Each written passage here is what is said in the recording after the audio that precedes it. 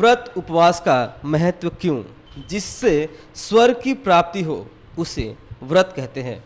पुराणों में इस बात का विस्तार से उल्लेख मिलता है कि हमारे ऋषि मुनि उपवास के द्वारा ही शरीर, मन एवं आत्मा की शुद्धि करते हुए अलौकिक शक्ति प्राप्त करते थे। मनुष्य को उन्नत जीवन की योग्यता व्रत से प्राप्त होती है, जिसे दीक्षा कहते हैं। दीक्षा से दक्षिणा अर्थात जो कुछ किया जा रहा है उसमें सफलता मिलती है। इससे श्रद्धा जागती है और श्रद्धा से सत्य की अर्थात जीवन के लक्ष्य की प्राप्ति होती है, जो उसका अंतिम निष्कर्ष है। आचरण की शुद्धता को कठिन परिस्थितियों में भी न छोड़ना, उसका निष्ठापूर्वक पालन करना ही व्रत कहलाता है। वस्तुतः विशेष संकल्प के साथ लक्ष्य सिद्धि के लिए किए जाने वाले कार्य का नाम व्रत है। असंयमित जीवन जीने के कारण जो अशुद्धियाँ और अनियमितताएं आ जाती हैं, उसके निवारण का सफल उपाय व्रताचरण ही होता है।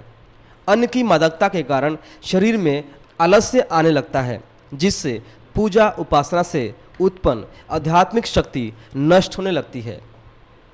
व्रत से हमारा शरीर और मन शुद्ध बनता है, आत्मविश्वास बढ़ता है और संयम की वृत्ति का भी विकास होता है।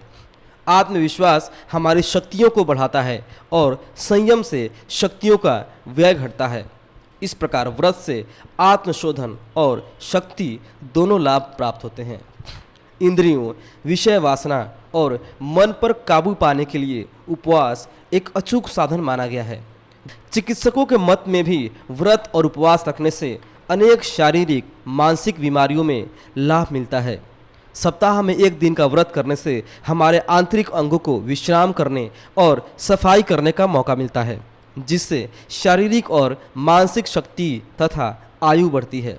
इसके अलावा व्रतानुष्ठान द्वारा आधि भौतिक, आध्यात्मिक और आधि दैविक त्रिविध कल्याण प्राप्त होता है। उपवास दो शब्दों से मिलकर बना है। उप का अर्थ है समीप और वास का अर्थ है बैठना।